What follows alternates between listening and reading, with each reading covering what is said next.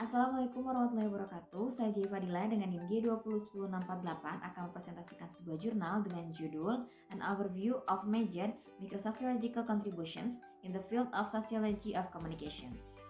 Pada tahun 1920-an, Max Weber mengembangkan konsep klasik di mana kesadaran akan pentingnya komunikasi dikondisikan secara sosial. Max Weber juga mengusulkan bahwa tindakan sosial harus menjadi subjek dasar dari penelitian sosiologis. Selain itu juga bahwa unsur-unsur pembentuk kehidupan sosial termasuk komunikasi harus dilihat sebagai tindakan sosial. Yang pertama, saya akan membahas tentang komunikasi sebagai aksi sosial. Aksi atau tindakan sosial merupakan tindakan yang dilakukan oleh aktor sosial dengan mempertimbangkan aktor sosial lainnya dan dapat dimotivasi oleh harapan dan proyeksi peristiwa dari masa lalu, masa sekarang, dan masa depan dari si aktor sosial itu sendiri. Setiap komunikasi merupakan tindakan sosial, akan tetapi setiap tindakan sosial tidak tentu komunikasi. Tindakan sosial berbeda dengan komunikasi karena tindakan sosial sendiri itu tidak berujung saling pengertian. Nah, maka dari itu segala sesuatu yang dimulai sebagai aksi sosial itu tidak harus berujung saling pengertian di antara aktor sosialnya. Seperti itu.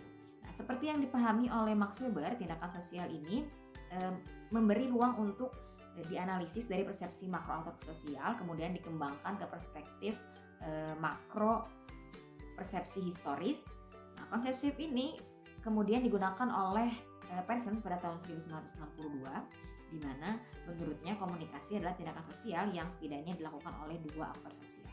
Nah, kemudian setelah itu muncullah banyak teori bayang-bayang di bawah teori dominan tersebut. Nah, sehingga mendorong munculnya perspektif bahwa komunikasi harus dilihat sebagai tindakan sosial. Selanjutnya saya akan membahas tentang tindakan komunikasi sebagai tindakan bersama.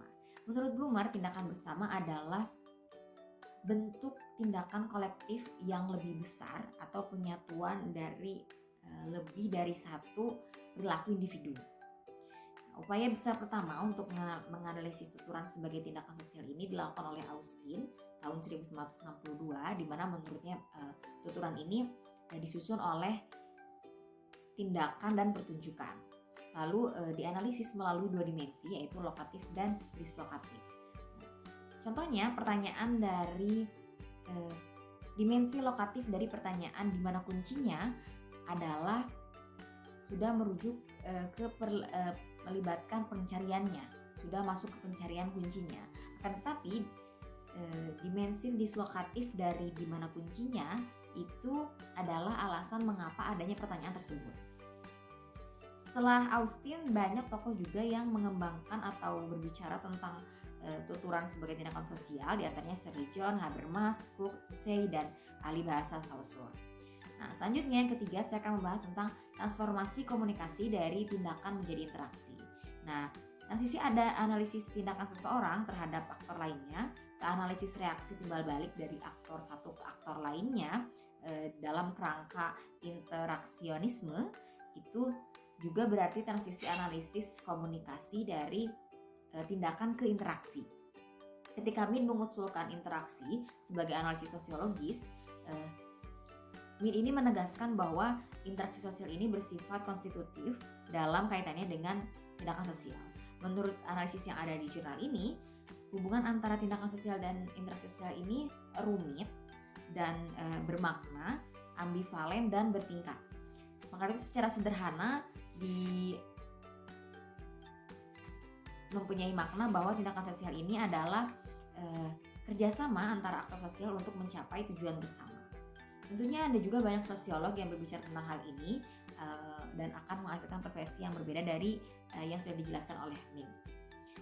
Nah, yang keempat saya akan membahas tentang pendekatan fenomenologis untuk komunikasi. Fenomenologi sendiri telah membangun beberapa konsep yang untuk perangkat komunikasi, mengatasi isolasi pengalaman individu, yaitu tipifikasi. Nah, tipifikasi sendiri merupakan klasifikasi pengetahuan dan maknanya. Dalam kesadaran kita sering nama dikaitkan dengan objek yang diberikan. Nah, pemberian arti atau makna suatu benda paling sering dikaitkan dengan nama-nama yang melekat pada benda tertentu. Misalkan kita nama buku, maka kita akan mengingat objek dengan halaman, dengan kertas, tumpukan kertas yang disatukan, bentuknya satu seperti itu, karena itu adalah dari pengalaman yang sudah kita ketahui sebelumnya, sudah diberitahu sebelumnya, yang diingat atau yang ada melekat dalam ingatan. Karena sumber hubungan antara nama dan objeknya itu bersumber dari pengalaman. Nah, proses tipifikasi sendiri adalah pusat komunikasi.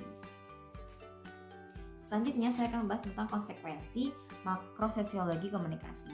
Berfokus pada analisis mikrososiologis komunikasi, Habermas menyelidiki juga analisis makro yang ia terapkan pada komunikasi. Habermas menggunakan teori tindakan komunikatif sebagai landasan kritik terhadap kapitalisme melalui kritik tindakan instrumental yang menurut Weber merupakan dasar.